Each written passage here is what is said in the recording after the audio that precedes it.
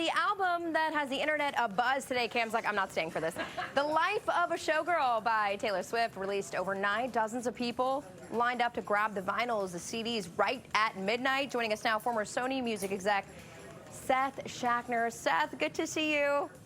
Good to be here. Okay, walk me through your thoughts on the first listen. Are you a Swiftie, by the way? I don't know if I'm a Swiftie. I'm a former Jive Records guy, and Max Martin, who's a big, partner in the record, did a lot of our material with some of the biggest teen pop acts like the Backstreet Boys and NSYNC back in the day. But of course, I like her music a lot. No, look, this is, as classic of an American pop sound as you get. And I think personally there's nothing like that in the world. And you have an artist here who's kind of doing her own thing. She's not, taking steps too far astride from what I think she's best at. And, however the Swifties compare it to the rest of her catalog, I've been reading some here and there on it. Yeah, it's a wonderful poppy, new record. I love the track with Sabrina Carpenter. And, to me, the fact that folks like Max Martin are behind it help her really return to her roots. And, the biggest stuff that I'm seeing is just it's being set up in a way that, from a business perspective, harkens back to the old days. It's got a huge retail boost with Target. Yeah.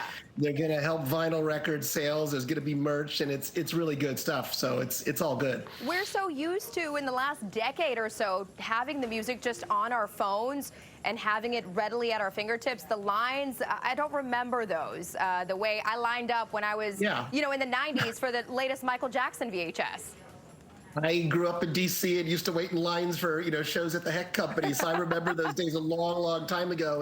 And I mean, I think, look, Taylor's someone, I think, extremely special who can, go across different generations and lines of business and pull things together. So, the stuff that she's doing with Target, with exclusives, is what we used to do. You don't see it with Spotify and the streaming era, to your point, anymore. And, it's all great stuff. She's helping vinyl record sales. And, I'm out here in LA, and she's got a really great Hollywood strategy. She's got, a direct deal with the theater chain, and they're doing an event tonight out here in West LA and around the country that is going to have tons of people, lining up for the picture just to see the new video, like Michael Jackson's days. So it's really cool stuff.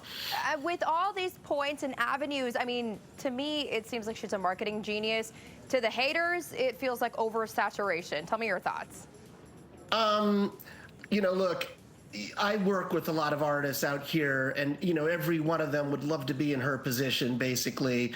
And the music industry's been shaken up in a way that empowers artists, but not every artist is Taylor Swift. Most aren't, basically. And so to get to that point, you have to work every possible platform in media, whether it's social, to games, to merchandise. And so she and her team are doing it in the right way. So whatever, someone this big, there's always going to be nitpicks at, at either end of the spectrum, but it's A-grade stuff, and, I hope lots of other artists get to do it as well. Sure, say what you will. The woman knows what she's doing. Seth, did you have a favorite song?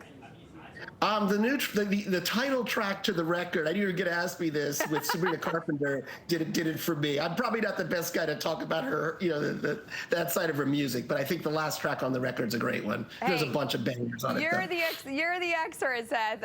Thank you so much, as former Sony music exec Seth Schachner. Appreciate you joining us nice from to be here. sunny LA.